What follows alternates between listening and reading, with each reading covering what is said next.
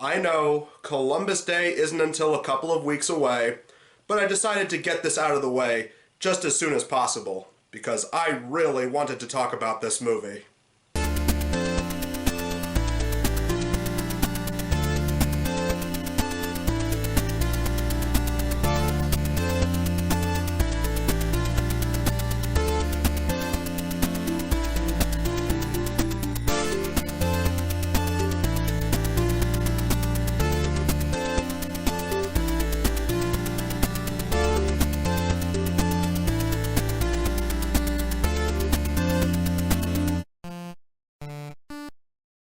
The Magic Voyage is an animated movie about Christopher Columbus, as told by the Germans. No, don't worry, it's not a Dingo Pictures movie, thank goodness. The only real shred of information I could find on the crew behind this movie was the director, Michael Showman. He doesn't seem to have much of a filmography other than this and 2 other films. Other interesting factoids I could find out was this was originally meant to be a spiritual successor to an animated Noah movie called Stowaways on the Ark, but it later grew into its own separate project. Trying to cash in on a lot of movies based on Columbus at the time, they decided to make an animated, satirical take on the discovery of the New World. Because after all, somebody had to do it. Nobody wants to touch Columbus movies anymore. Closest thing we have is PragerU Kids doing a video talking about Columbus. Last bit of note is that this was the most expensive movie to make in Germany at the time, and it did not make its money back. Does this movie from 1992 really deserve all the hatred that it's gotten online? After all, maybe the people who are review bombing this movie are just a bunch of far lefties that don't like that it's a movie about Columbus. That has to be the reason, right? I mean, if I didn't like this movie, that would mean I would have to agree with the liberals.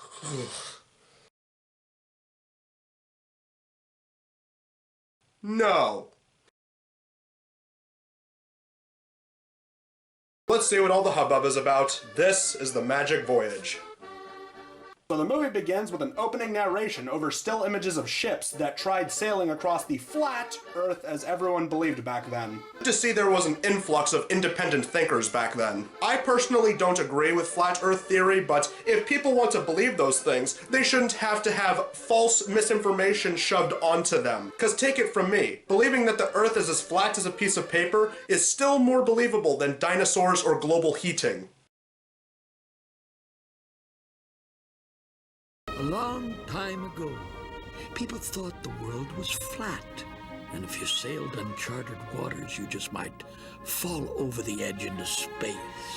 This may sound strange to us now, but in those days, no one knew what lay over the far horizon. But in 1492, there appeared an Italian navigator, a man with a revolutionary idea. He thought that the world was square.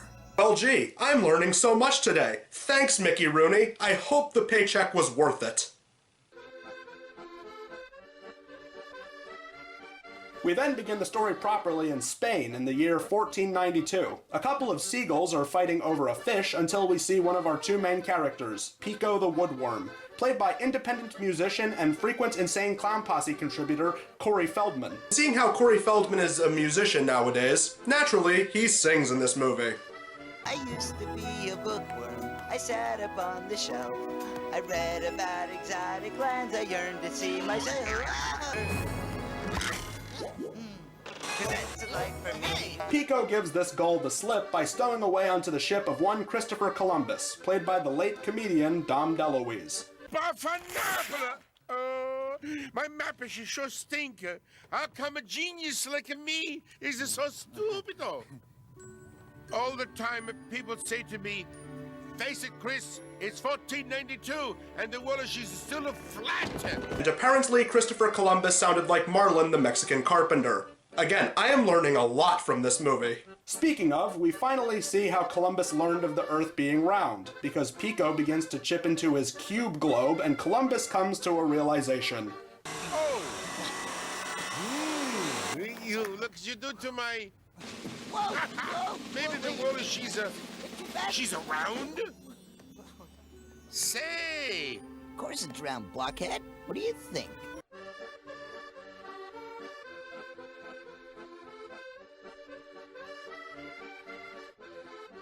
So Pico and Columbus decide to work together, taking this new information to the King of Spain, played by Grizzly Adams. How do our new dynamic duo pass the time? You guessed it, a musical number. Because after Pippi Longstocking and the King and I just can't get enough of animated sea voyages that have musical numbers in them. Really, I can't get enough of them. Yesterday my life was dreary. Now suddenly I'm bright and cheery. And all because I met a fella like you. All this time I kept ignoring that my life was so dull and boring. And then all at once I met a fella like you. It's here where we get the quality of animation in this movie. Sure, it's a foreign film, and this is an English dub, but still, most of the time, the mouth movements aren't even trying to be seamless. Add to that, there are plenty of times where the animation is inconsistent. Sometimes it looks pretty good, and other times it looks like a cheap Saturday morning show. And then there's just odd moments, like the characters looking like they were added in at the last second, not meshing into the backgrounds at all. Speaking of which, let's talk about another thing that happens a lot in this movie. Here, I'll show you a couple clips and see if you can figure it out for yourself. It's called The Indies on 5,000 lira a day by Marco Polo. I played that game. Now this, excuse me. Do you mind? I suppose you're wondering what I got here. You know, I couldn't really care less. Be in my mouth. Hey! Could I forgot about Pico? Pico? Sure, my little woodworm friend. Woodworm? Oh, is that so? Oh, yes. And what makes you think I'm not already great beyond my wildest dreams? Now you...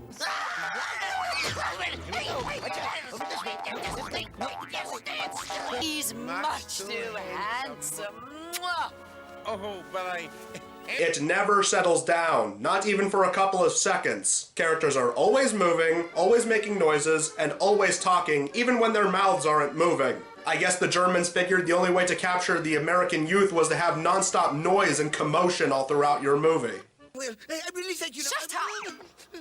After the song, Columbus arrives to the castle of King Ferdinand, who just so happens to be meeting with Leonardo DiCaprio for his flying machine. If you say she flies, then she flies. Messiah, I'm afraid she's not quite ready. Look, I'm ready. He's ready. You're ready. But Columbus manages to speak to the king and tell him about his revelation. He's mostly kept around because it seems the Queen of Spain has a thing for Columbus. Well, I'm sure that's not awkward or anything. Risking your life like that. Oh, it really gets to me. And you're getting to me too, really. What a disgusting display. But don't let it get to you, sire.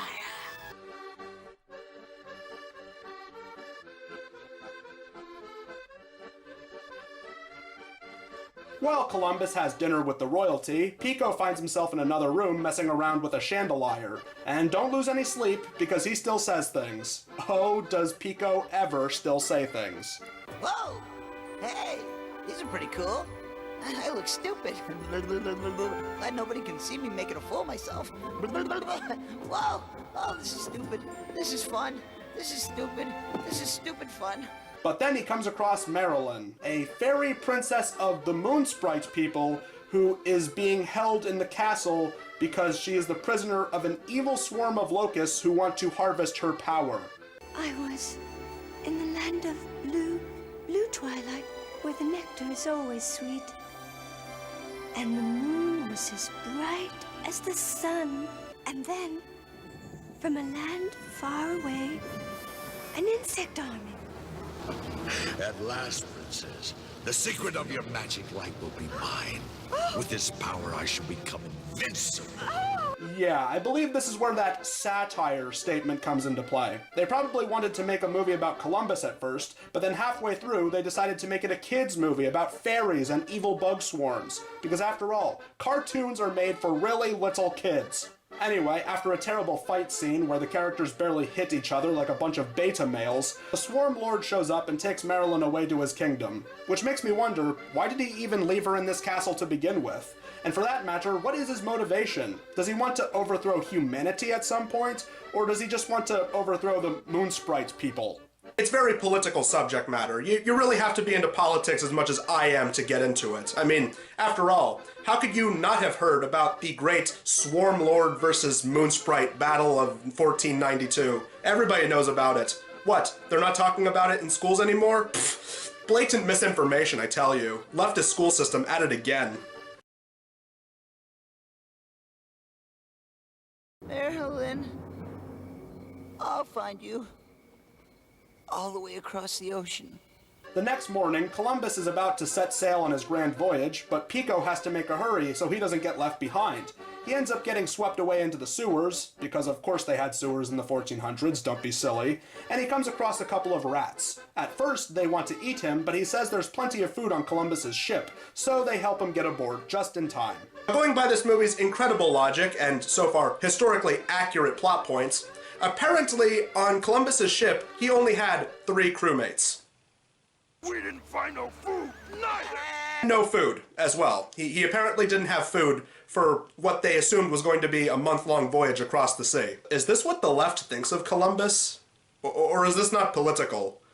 Because either way, I'm just going to ignore that fact regardless. I met this beautiful girl, sir. Her name is Marilyn. I really like her a lot, but she was taken away by the evil Swarmwood to his kingdom in the west. To the west? But we go to the west to get to the east, so we can look for your love, my little one. He is taking this news about moon sprite fairy princesses and evil bug swarms surprisingly well. Then again, I'm not one to judge. One of my favorite movies of all time has a depiction of Jonah as a British asparagus, and he's followed around by a worm who is half worm, half caterpillar. Except, you know what the big difference between this and Jonah is? Jonah was actually a good movie. Man, what's he doing? He's talking to his glow. No, wait a minute. He's talking to his little worm. That was crazy. Now, he's kissing the little worm. Later that night, Columbus has a nightmare where he sets sails across the sea and falls off the edge, gets eaten by the devil, who looks like the king from earlier, and pulls a spyglass from between his legs. All the while, his inner monologue just keeps talking and talking and doesn't stop. This must be a dream! Yes. It was a dream.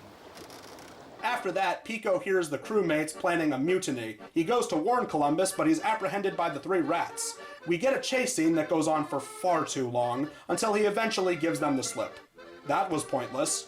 Pico tells Columbus what his crew have in store for him, so he decides to win them over by singing a song on the accordion. Oh, the life of the sea is the life for me. No love is a land of we. La la la la la la la la la la la la la la. Oh, the life of the sea is the life for me. No love is a land of we. We love it, despite it, delighted to fight it. What other life could they be? Maybe the bar is just so low in this movie, but this actually isn't that bad of a song. Rest assured, it's nothing great, but considering what we've had up until this point, I'll take what I can get. So after that, Pico dozes off and he gets his own dream sequence, this time dreaming about spending time with Marilyn as they float through outer space and frolic through flowery fields and such. Once again, they never stop talking, even when their mouths are clearly not moving. I really like dreaming because I can fly. Oh. Well, maybe I can't fly. My hand. Whoa! I love kisses. Fly. Hi. Don't be Oh my gosh. scared.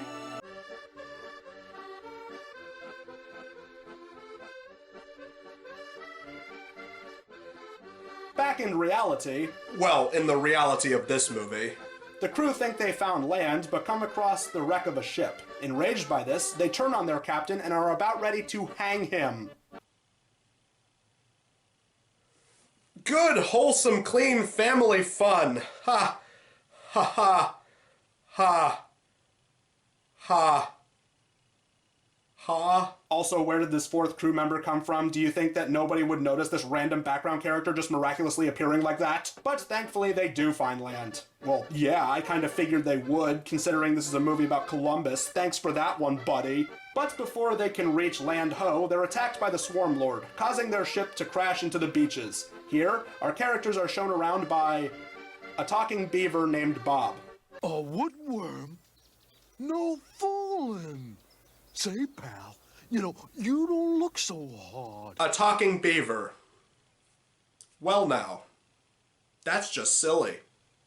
So our characters are led to the temple where Marilyn and the gold they were searching for is located. Oh yeah, I forgot to mention, Columbus wanted to raid this temple for gold and diamonds so he could give them to the queen. I'm sorry I didn't mention it earlier because it was just so important. Here, Pico and Columbus make it into the temple to stop the bad guys and save the day. Columbus goes for the gold, and Pico saves Marilyn, who's trapped inside of a honeycomb. And now, Mr. Puppet, will you get the gold? Okay, okay. I get to the gold, yes, sir. Wow! Woo! Come on, Marilyn, we're out of here. Okay. Venga, venga, venga! Arriba, arriba, arriba, arriba! Arriba! Ah, ah. Yeah, what about a gold? Bob gnaws through the honeycomb, and the temple begins to collapse, so our heroes have to make it out of there. Everyone seems to have gotten out okay, but oh noes! Marilyn appears to be lifeless on the beach. I can't believe they would do this to such a crucial character. Oh, of course she's okay. You have to have the brain capacity of an amoeba to not tell that that was going to happen. You've stolen our idol, destroyed our sacred temple, Yes, but... and you've made squishy with the swarm. How can we ever thank you?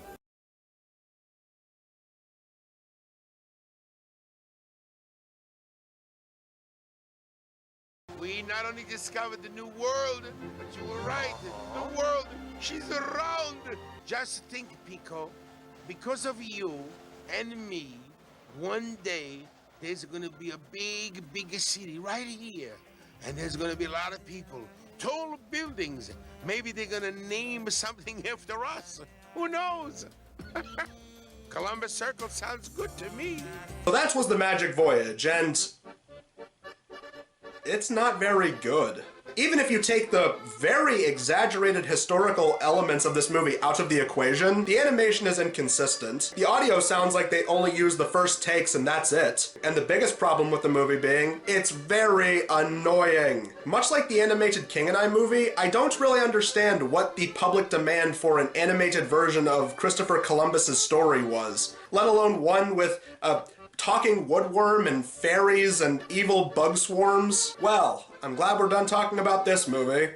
Tune in next time to my least favorite time of year, October, because it's the horribly dreaded Satan month with the horribly demonic holiday Halloween. But until then, may Jesus be with you.